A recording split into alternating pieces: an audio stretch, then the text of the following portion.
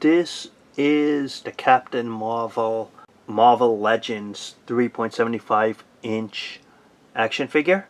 It's really the Marvel Universe scale from years ago that Hasbro has rebranded. And first of all, if you're watching this review, there are two versions, so Hasbro kinda messed with the public. Instead of giving you a masked and unmasked head, they released this figure first in the solo card with the unmasked head.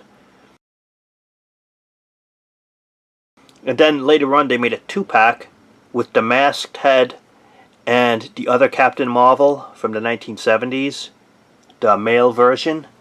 So if you want that 2-pack, and just for the other Captain Marvel, the male version, then you have to get this figure again, basically, with a different head sculpt. So you got to double pay for basically the same figure. I'm not a fan of that type of marketing. And I really think Hasbro has, unfortunately, really disregarded the 3.75 inch scale. Compared to years ago, this looks like a lackluster effort. There is no wrist articulation like they had before. There's no waist articulation. No upper body articulation. Nothing over here. And not only does it lack the articulation, originally it was like $8, then $10. Now it keeps going up. And you get less and less for your value. And this is a perfect example, this Captain Marvel, of the reduction in quality by Hasbro. The head sculpt is probably the best thing of this figure. It looks pretty detailed, it looks pretty nice. The coloring, the hair, not too bad. It could have used a little shading, but not too bad. Everything else is really just painted on. The sash here is loose. Height-wise, it's just a little under 4 inches tall. The articulation, the down range and side to side, not too bad. Ball jointed shoulders, in or out, up or down. One point of articulation at the elbow and you can't spin it. Same here. But that's it for articulation wise. This is a fist. This is an open hand. There's really nothing else. Nothing here. Ball jointed to the sides at the waist. Surprisingly, a double knee articulation. And the feet at least got ball jointed and can't go side to side.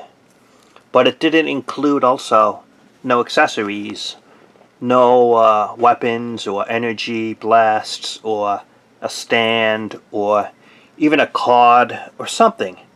So you're paying about $12 or more, get this small figure, and it's not as good as the quality of a couple of years ago by the same company.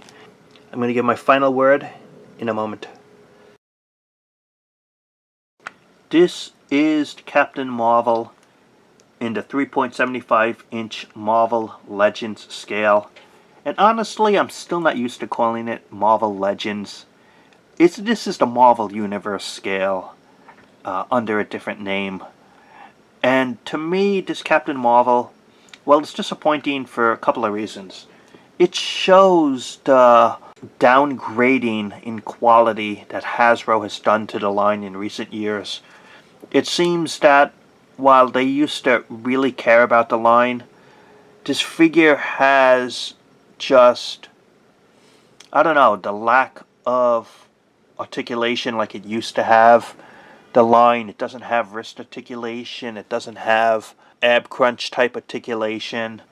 Hasbro has downgraded the quality of this 3.75 inch line. It's just not as good as the stuff years ago. So, okay figure I suppose, but not necessarily something you must get unless you're a fan of the character. And so that's the review. Thanks for watching, and talk to you later.